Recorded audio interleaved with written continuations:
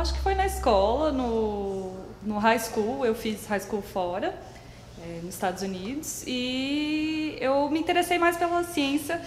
Eu acho que a primeira coisa assim, que eu me achei muito fantástica da ciência, que eu lembro, assim, foi a gente falando na escola de células-tronco.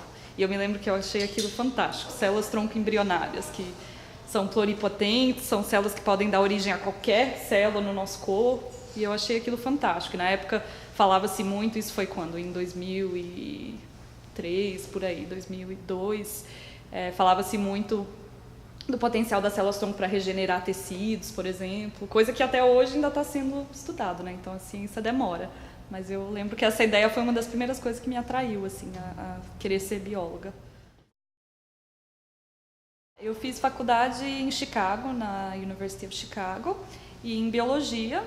E isso é uma coisa que eu acho bem interessante, pelo menos lá em Chicago, não sei se todas as faculdades americanas são assim, mas quando você entra, você fica um período de aproximadamente 2 anos que você não precisa escolher uma área de formação ainda. Você faz o que eles chamam de core curriculum. Então você estuda todos os tipos de coisa, desde literatura, filosofia, sociologia, matemática, ciências, independente da área que você vai se formar. E eu acho isso super legal, porque aqui no Brasil eu vejo que os adolescentes com 18 anos têm que fazer vestibular, têm que escolher uma área já, e muitas vezes eles nem sabem exatamente o que querem, né?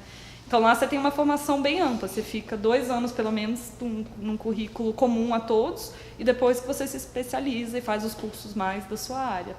E aí eu optei por biologia. Mas... A Universidade de Chicago é uma das campeãs de prêmio Nobel. É uma das instituições... Tem mais prêmio Nobel do que a maioria dos países. É, né? Isso mesmo. A economia é lá.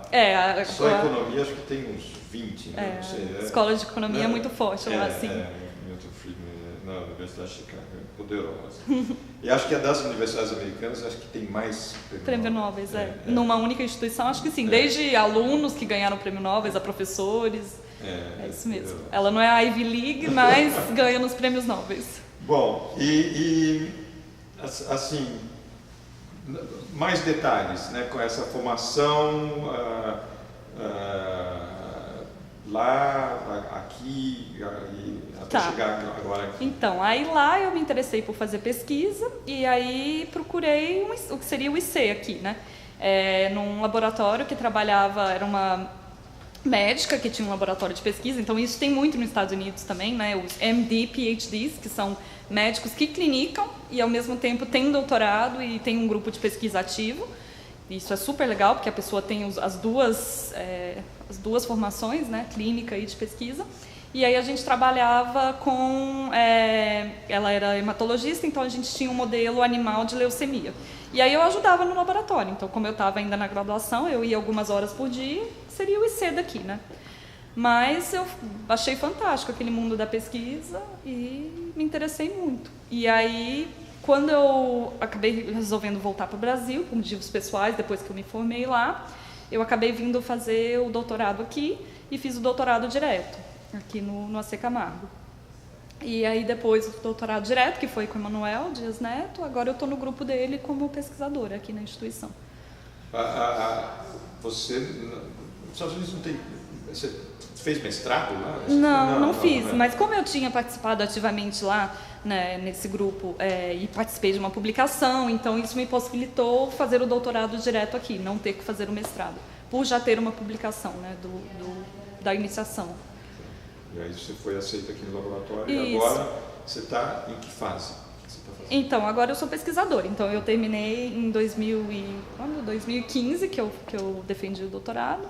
Então, faz 2 anos agora que eu estou seguindo a linha de pesquisa do grupo do Emanuel, que é genômica médica, e ajudando nos vários projetos do laboratório. O nosso grupo, na verdade, ele usa abordagens genômicas para responder diversas perguntas. Então, o que une os nossos diferentes projetos é a abordagem mesmo, é o sequenciamento em larga escala que a gente usa para identificar diferentes coisas. Então, tem uma área muito forte do grupo que é em metagenômica, que é identificar as populações de bactérias que têm diversas amostras, sejam elas de tumores ou sejam elas de amostras ambientais que estejam na rua, na cidade. Tem um projeto grande que a gente está envolvido nisso. E eu trabalho também com uma área de vesículas extracelulares, que são umas pequenas partículas secretadas pelas células, e a gente pega essas partículas no sangue dos pacientes. E a gente olha o conteúdo delas, estão os DNAs, as proteínas que estão dentro dessas vesículas, para tentar achar biomarcadores. Então, moléculas que estejam dentro dessas vesículas, no sangue, que possam ajudar a gente a fazer um diagnóstico precoce do câncer. O fato de trabalhando num lugar que é o centro de pesquisa, mas também está dentro de um hospital, eu imagino que seja muito interessante. Claro que a gente tem, né, à disposição os pacientes, né, e também o biobanco aqui da instituição, que são amostras que estão guardadas já há mais de 15 anos, que são muito valiosas. É a descoberta de biomarcadores. Então, biomarcadores são moléculas que permitam a gente saber informações sobre a doença de uma forma diferente. Então, em vez de estar fazendo uma biópsia do tumor, por exemplo, se a gente olha uma amostra de sangue daquele paciente e tiver um biomarcador, a gente conseguiria fazer o diagnóstico, em vez de sempre ter o tecido tumoral, que é muito mais invasivo, você ter que fazer uma biópsia, e no sangue você conseguiria detectar de uma forma menos invasiva e talvez mais precoce. E entender mesmo, biomarcador é uma coisa mais aplicada, mas a gente faz muita pesquisa básica para tentar entender mesmo os mecanismos biológicos do que leva um tumor a crescer, a formar metástase. Então, é entender como as coisas acontecem, né? O mecanismo delas. Eu acho a ciência uma atividade muito democrática. Não sei se essa palavra faz sentido, mas eu acho. Porque eu acho que, assim, se você gosta de ciência, estuda, você vai atrás, você não depende de ter uma hierarquia. Tem várias outras carreiras, várias outras coisas que tem uma hierarquia. A ciência não, assim, desde um IC até um PhD, eles conversam de igual para igual, de certa forma. Se eles leem os mesmos artigos, né, eles estão nos mesmos artigos, às vezes você vê uma lista de artigos ali, tem um pesquisador que é prêmio Nobel do lado de um cara que acabou de começar a carreira. Se os dois contribuíram bem para aquela pesquisa, eles são, de certa forma, igual para igual. Então, eu acho isso legal.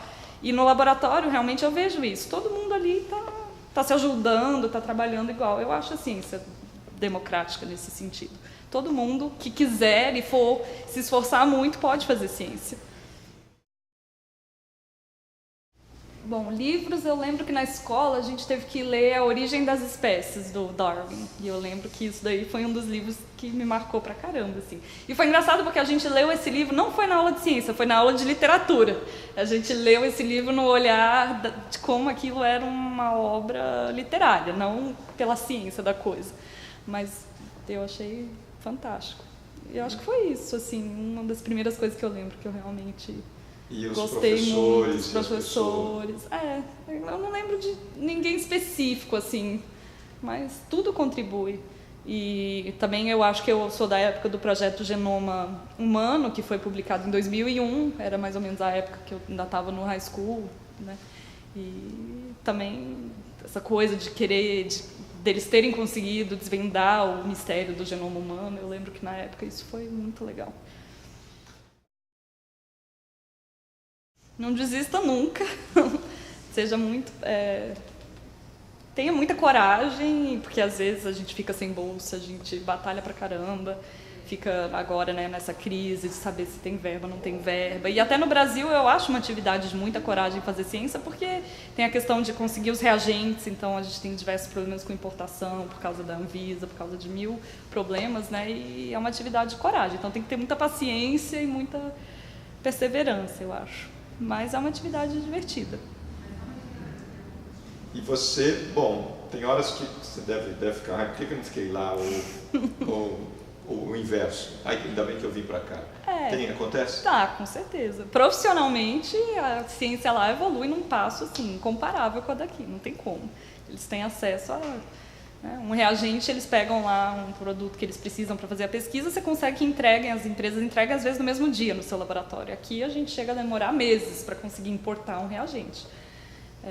Então eu sinto falta dessa agilidade que a gente tinha na vida profissional lá.